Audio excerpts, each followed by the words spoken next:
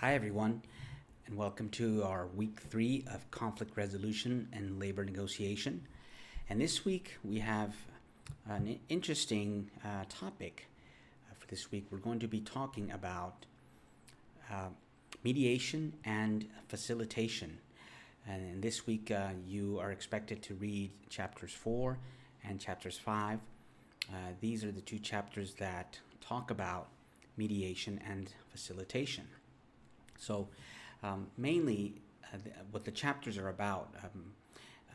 Chapter 4 is about mediation and what it means. What is mediation? And what is the process of mediation? And you know, why do we use mediation? Why is it important for us as public administrators, right?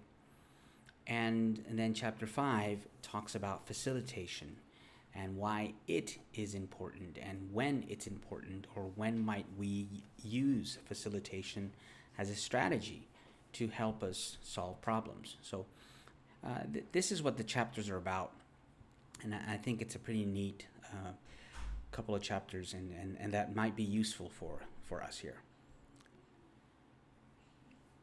So let's start with mediation. What is the purpose of mediation?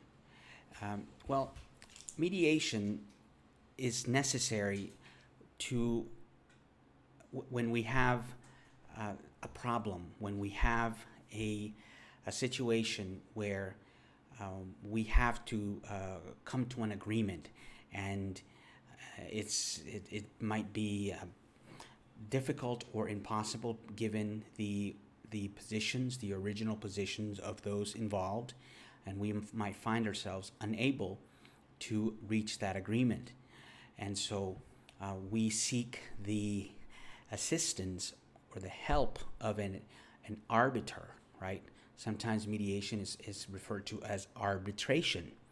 And that's what arbitration is. When you, for example, a wife and husband might be discussing, unfortunately, a divorce, and so they seek arbitration.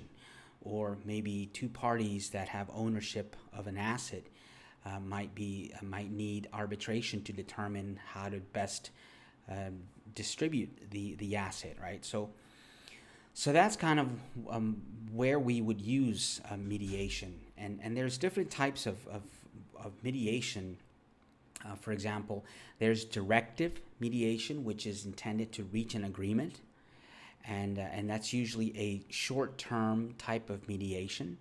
And then there's non-directive mediation, where the focus is on establishing a dialogue, on enhancing a relationship, or even establishing a relationship, maybe for a future outcome or a future negotiation. So there's that type of mediation. So some examples, right? Examples where mediation is used. Labor unions, right? A lot, right? Labor unions negotiate on behalf of their members, and they usually negotiate with firms, or with government, or with other stakeholders, right? So labor unions do a lot of negotiation. And then you have, of course, government groups, political coalitions, right? You have special interest groups, right? Interest groups, and even within our branches of government, you have, for example, you have formal groups like the congressional committees, and then you have these informal groups that kind of form within Congress, either within the House or the Senate, that push an agenda, or push a policy, or push a bill in one direction or the other. And so you might find a lot of mediation here, right? And mediators, right? The mediators become very important here. Usually, these are individuals that have some power, or some position of influence inside of the organization, or inside the institution, that can help to push the solution further along, and have the chances of it succeeding be greater, right? And so, what is the goal, and what are the goals of mediation? Number one is to resolve differences, right? If Usually, for the most part, you need mediation because you have unresolved differences. You have a situation where people have a conflict, right? There's a conflict, there's a problem, and so we need somebody to help us resolve those differences, and of course to end a conflict, right? We have we see this a lot, and if you look back into history, you see this a lot where you have for example, I can think right off the top of my head, peace accords, peace treaties, right, between, say, for example, Israel and Palestine. And we've seen so many of these throughout history, right? We've seen, I recall, President Carter, President Reagan, President Bush 1, Bush 2, President Obama, President Trump. We've seen the United States be a mediator, right, between these states to try and find an agreement of peace, right? And so that's the purpose in that respect is to end conflict, end an armed conflict, or end fighting, right? To reach an agreement. That's the purpose. It's also sometimes, again, for non-directive mediation. If there is not this immediate problem, it's to facilitate dialogue between these parties to avoid greater conflicts or even conflicts from arising. And then, as a kind of the most challenging goal of mediation is to facilitate organizational change, and this happens usually in the long run, right? You seek mediation to try and influence individuals to change positions or change strategies or change their perceptions, and the idea is that you're trying to influence either individuals or teams or groups or departments or management or supervisors or individuals in government to change at an organizational level. And this is not easy because it requires a great deal of effort and a great deal of cooperation and it's just not an easy thing. So facilitating organizational change is a challenging goal for mediation. So what makes mediation possible, right? We said that it's difficult. It's not an easy thing. What makes mediation possible? Well, there's a few things that make it possible. The first one is you have to have a situation that calls for mediation, because otherwise people won't require mediation, or mediation will not be necessarily the best choice to take. So you have to have reached a stalemate or a crisis situation where arbitration is necessary, where you need that referee, that arbiter to come in and solve the problem, help you solve the problem, help you reach an agreement. You've reached a point of a breaking point, right? A point of no return, and you know that you cannot advance towards a positive outcome without the help of a third party. So that's the first one. The second one is there has to be a willingness to engage with the other party. And this is, of course, sometimes the hardest thing, right? To get people to the table, so to speak. So you have to have that desire to come to an agreement, to come to a negotiable solution. It may not be what you want, but it's at least going to be better than what you have at the moment. And in this sense, when there are individual gains from the negotiation, from mediation, and from cooperation, then it makes mediation possible. If you know that by coming to the table you're going to be better off, that makes it much more likely that you're going to seek mediation. The process also has to be voluntary. People cannot be coerced to come to mediate, because then that's going to make it less likely that people are going to even come to the table, or have the right mind frame when they are negotiating with the other party.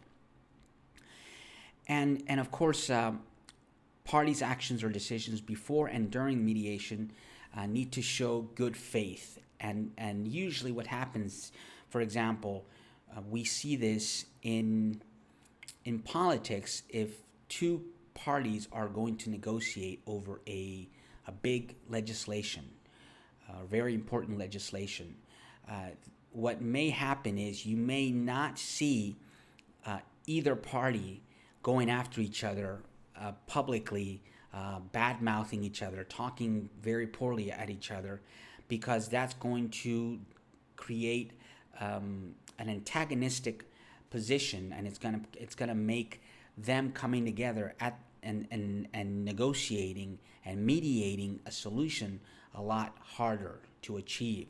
And so you have to have a show of good faith, right? It's kind of like a ceasefire. when you engage in a ceasefire, it's a show of good faith that you want to come to an agreement. You want to reach an agreement to resolve the crisis, right? So that is impossible. That is necessary to make mediation possible. So how can we be successful negotiators, right? I mean, after all, we're going to be finishing our MPAs here at Cal Baptist, and at some point we are going to find ourselves in a position to negotiate, to mediate, right? To be arbiters for other individuals, or whether it's professionally or personally. We need to know how to be good, successful mediators.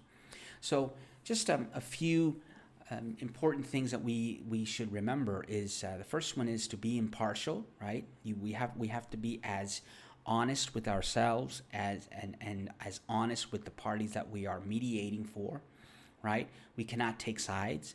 We cannot let our personal perspectives, ideologies, philosophies, we can't let those affect in any way how we mediate for the parties, right? So that's important. The second is to be empathetic. We have to, and empathy is such an important trait for leadership, right? We have to remember that when we mediate, we are acting as leaders. We are really leaders in this role, right? And so being empathetic is understanding where each of the two parties or the parties involved are coming from. We have to be understanding. We have to be open. We have to try and see it from their perspective, right? These are all important strategies for us to apply, because what they'll do is they will increase the trust between us and the party that we're mediating for, and that's going to it's going to lead to at least in theory provide a greater chance for a successful negotiation. Asking the right questions. This is so important, right? We have to ask the right questions because if we don't know 100% what's happening with each of the parties, right? We don't know that, and the only way that we are going to be able to make this stalemate go away, right? Resolve this stalemate is by asking each of the two parties exactly what they want, what they cannot have, right? What are their expectations? What would be a best case scenario? What would be something that they could handle, right? Or something that they would be okay with? I mean, these are all the things that we need to ask, but we also need to ask about ask about themselves, ask about what's driving the decision. How did they get here, for example? Sometimes it's important for us to understand the problem, the situation. It's important because it gives us a little bit of insight and background, and this will help us see and understand the dynamics of the situation a little better. It's also important to protect our reputation, right? And this kind of comes, I guess, with being a good mediator, right? The if we are impartial, if we are empathetic, and if we ask the right questions to get individuals to agree and to solve problems and crises, we're going to develop a good reputation, right? And that's going to it's going to help us as successful mediators, right, down the road. But we have to protect our reputation by doing what? By being trustworthy, right? Establishing trust with our parties. And that's very important. That means not divulging information. That means confidentiality. That means being transparent, and all these things, right? And then, last but not least, have a clear strategy and plan for the mediation process. And this is important because it relieves the anxiety and the stress that comes about naturally from sitting at the table with an opponent, with an enemy, with somebody that you don't want to be at the table with, right? And so if you have a clear strategy and plan for the process, and it could be as simple as, we're going to start by hearing each of your positions.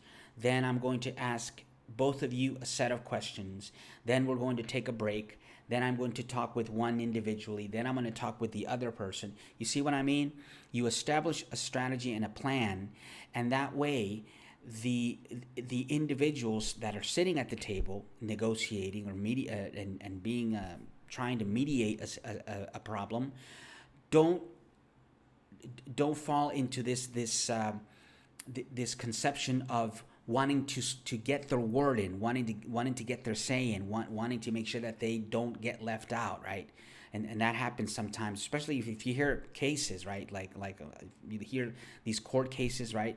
You have the defendant and the plaintiff, and they're both trying to talk over each other. Well, you want to avoid that because that doesn't get you anywhere closer to a good mediated result. And so by letting the parties know exactly how the process is going to play out and alleviating their stress and letting them know that they are going to have ample opportunities to make their points clear and they're going to have opportunities to answer their questions, etc., then they will be much more relaxed, and this is only going to increase the chances of a successful mediation. Okay, so that's mediation. Now, facilitation. Okay, now they sound similar, right? But they're not. I mean, they're kinda, but they're actually a little different. And facilitation, the word facilitation comes from the Latin facilis. Okay, and facilis means making something easier. And so when you facilitate something, you make it easier for somebody else. That's what it means. That's what facilitation means.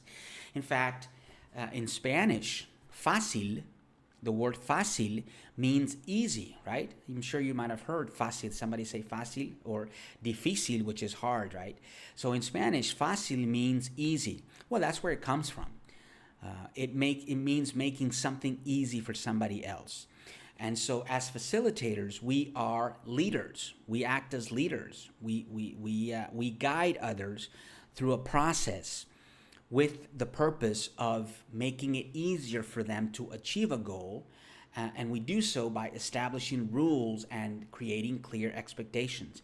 You see, in this sense, facilitation and mediation do share that important part of the process of establishing rules and creating clear expectations. By doing that, you make it easier for both parties to understand where the other is coming from, to understand the process, and it's only going to increase the chances of success.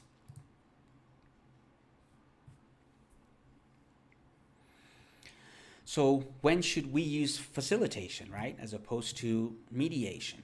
Well, there's some opportunities, right, to use facilitation. For example, when problems are complicated, complex, when they have a lot of moving parts, so to speak. When you have groups with differing positions, right, or at groups situations where you have experts in the group or the problem. So think about this might be something that you've come across with, and that is you are in a team at work, and there's 3 or 4 individuals that are highly qualified and have a lot of expertise, right? And everybody has their own idea, their own way of how to solve a problem, how to approach a problem.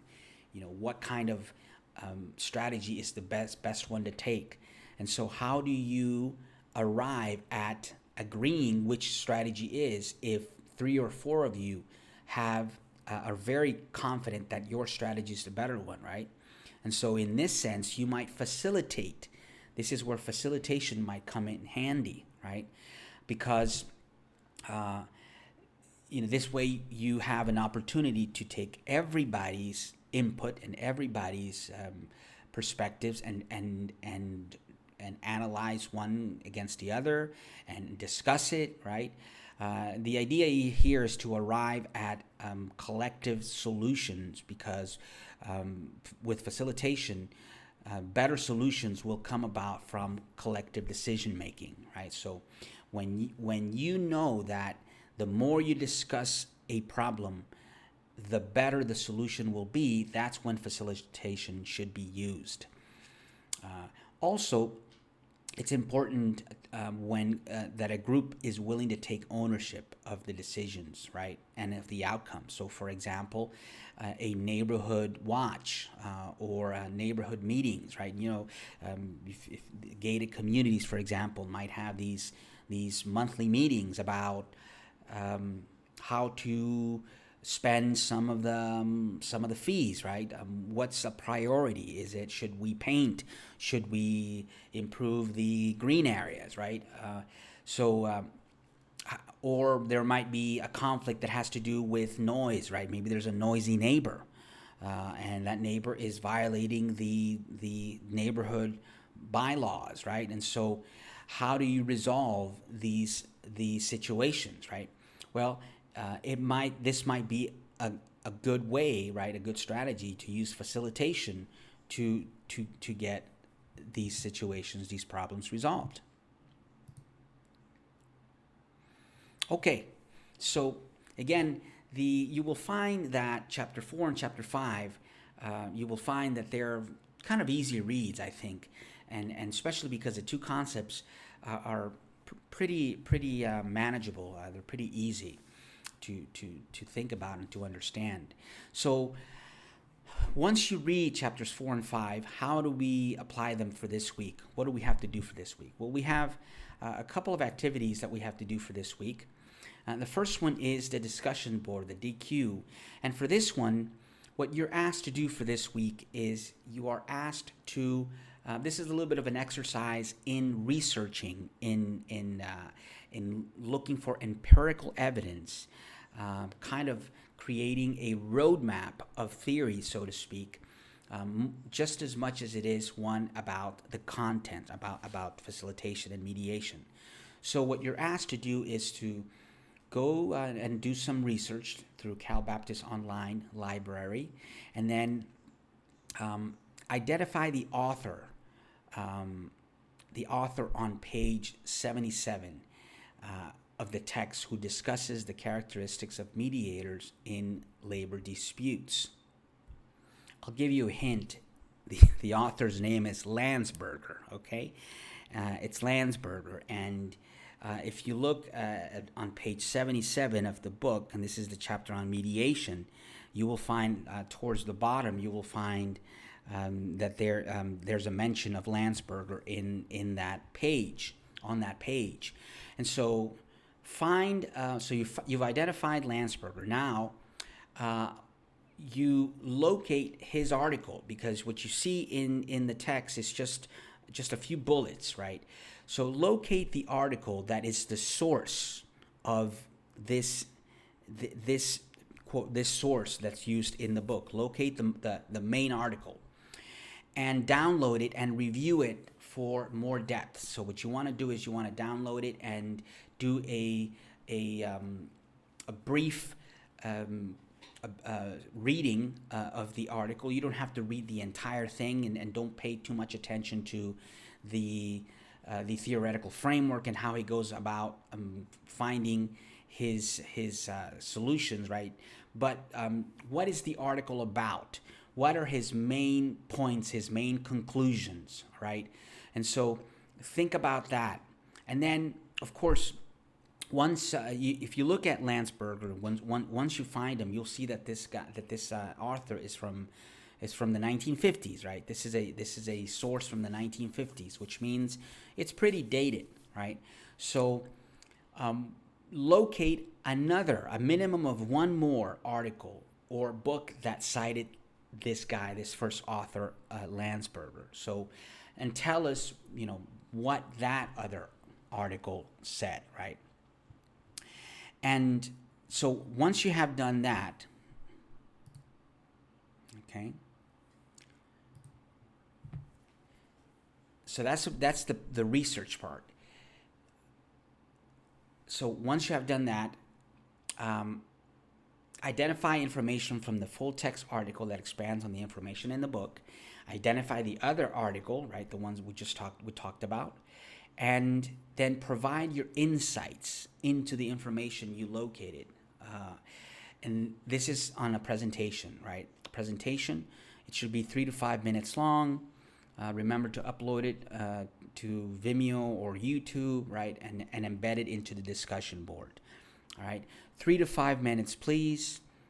No more than 5.5 minutes maximum. More than that, I'm gonna have to take off some points. So please stick to the 3 to 5 minute length. So that's the presentation, and then the last assignment is the journal assignment. Remember, for this one, do not attach a Word document. Make sure that you type directly into the journal text box.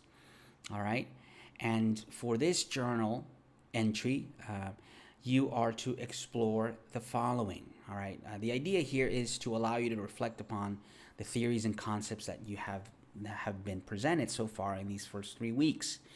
So explore the following. Identify a possible conflict that could arise between employees, groups in a public administration department. All right. Please note here that it must be public or nonprofit. No private sector examples, please. We are MPAs, not MBAs, and so let's try to keep it within our profession. And of course, identify if you would use mediation, facilitation, or a blended approach to solving this problem. And in doing so, provide depth of theories to defend your position. Okay? So those are the 2 main exercises that you have for this week. I hope you enjoy them. I hope you enjoy this week, enjoy the readings. And as always, I hope you enjoy the week. If you have any questions, if you have any concerns, feel free to send me a line, drop me a line, let me know, and I'd be more than happy to address those. And if not, take care and God bless. Bye-bye.